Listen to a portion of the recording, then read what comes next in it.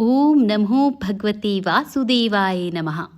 भक्तों, आज निर्जला एकादशी के इस पावन पवित्र दिन में मैं आपको निर्जला एकादशी के व्रत की परम कल्याणी कथा सुनाने जा रही हूँ।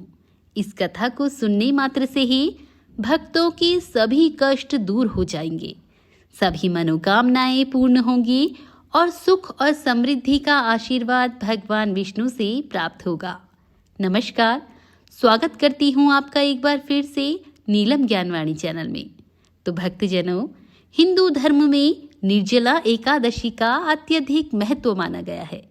साल की 24 एकादशियों में से निर्जला एकादशी को सबसे महत्वपूर्ण माना गया है, क्योंकि यह व्रत बिना अन्न और जल ग्रहण किए लिया जाता है।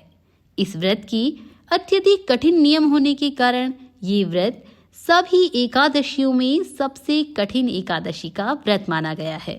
मान्यता है कि जो भी श्रद्धालु साल की सभी एकादशियों का व्रत करने में सक्षम नहीं है या किसी भी कारणवश वह व्रत नहीं ले पाते हैं, तो भी भक्त अगर साल की जो ये निर्जला एकादशी है इसका व्रत कर ले तो उसे साल की सभी एकादशियों को करने का फल प्राप्त हो जाता है।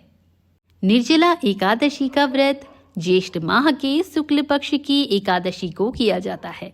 निर्जला एकादशी का पवित्र दिन आज है, तो इस दिन इस व्रत के सभी नियमों का विधि विधान से पालन करना चाहिए।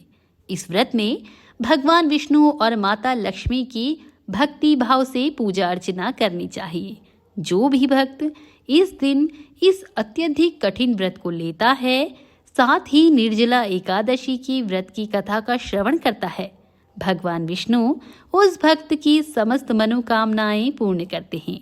भक्तों, कोई भी व्रत बिना कथा सुने अधूरा माना जाता है, तो आप सभी से मेरा निवेदन है कि इस पवित्र दिन पर इस पवित्र कथा का पूरे भक्ति भाव से प्रेम पूर्वक श्रवण करें और कथा को अंत तक अवश्य सुनें, क्योंकि मान्यता है कि किसी भी कथा को पूरा सुनने से ही उस कथा को सुनने का संपूर्ण फल आपको प्राप्त होता है। किसी भी कथा को आधा अधूरा कभी नहीं छोड़ना चाहिए। ऐसा करने से घोर पाप का भागी बनना पड़ता है। तो भक्तों, आपसे अनुरोध है कि इस पावन पवित्र कथा को बड़े प्रेम पूर्वक भक्ति भाव से श्रवण करें। तो कथा इस प्रकार है। निर्जला एकादशी से संबंधित पौराणिक कथा के कारण इसे पांडव एकादशी और भीमसेनी या भीम एकादशी के नाम से भी जाना जाता है। पांडवों में दूसरा भाई भीमसेन खाने पीने के अत्यधिक शौकीन थे और अपनी भूख को नियंत्रित करने में सक्षम नहीं थे। इसी कारण वे एकादशी के व्रत को नहीं ले पाते थे। भीम के अलावा सारे पांडव भाई और द्रौपदी साल की सभी एकादशियों का व्रत पूरी श्रद्धा भक्ति से किया करते थे। भीमसेन अपनी इस लाचारी और कमजोरी को लेकर परेशान थे। भीमसेन को लगता था कि वह एकादशी व्रत को ना करके भगवान विष्णु का अनादर कर रहे हैं।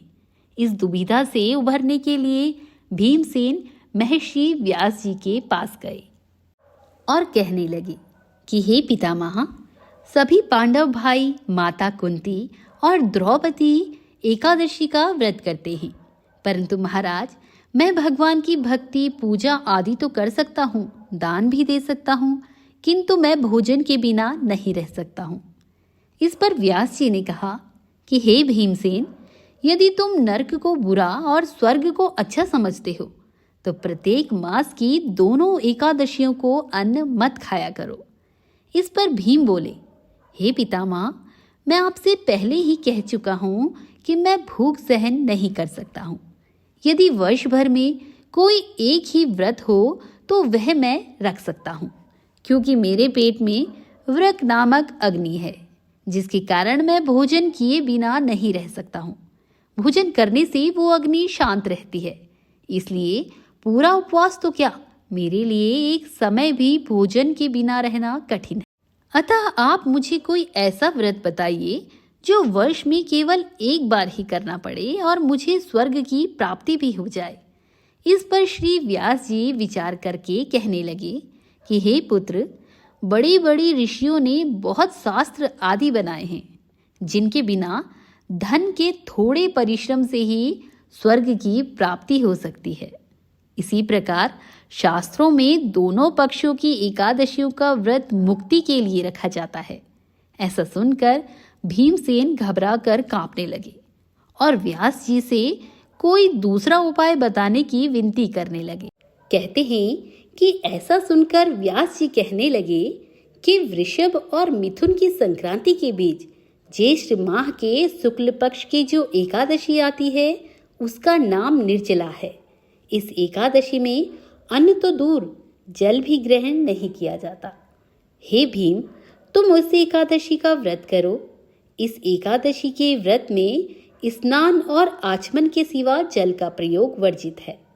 इस दिन भोजन नहीं करना चाहिए और ना ही जल ग्रहण करना चाहिए, क्योंकि भोजन और जल ग्रहण करने से व्रत टूट जाता है। इस एकादशी में सूर्योदय से शुरू होकर द्वादशी के सूर्योदय तक व्रत रखा जाता है, यानी व्रत के अगले दिन पूजा करने के बाद ही व्रत का पारण करना चाहिए। व्यास जी ने भीम को बताया कि इस व्रत के बारे में स्वयं भगवान ने उन्हें बताया था। यह व्रत सभी पुण्य कर्मों और दान से बढ़कर है।